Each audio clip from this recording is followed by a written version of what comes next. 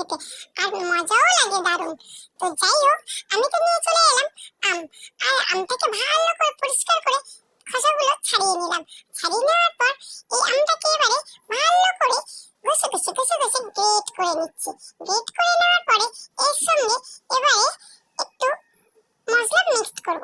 আর সেই মশলাগুলো হচ্ছে কি নুন, লঙ্কা আর একটু চিনি। আমি সিম্পল ভাবে মাখাচ্ছি, তোমরা যদি এর সাথে অনেক কিছু অ্যাড করতে চাও করতে পারো, যেমন হচ্ছে কি লেবুর পাতা, একটু আমচুর মশলা। আর আমার মেয়ে খাবে বলে তাই আমি একটু সিম্পল ভাবে মাখছি।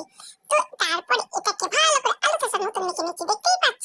তো মেখে দিয়ে টেস্ট করলাম, মেয়ে বললো ওয়াও। আর তারপরে আমিও একটু খেলাম, সত্যিই ভালো লাগছে। এত সিম্পল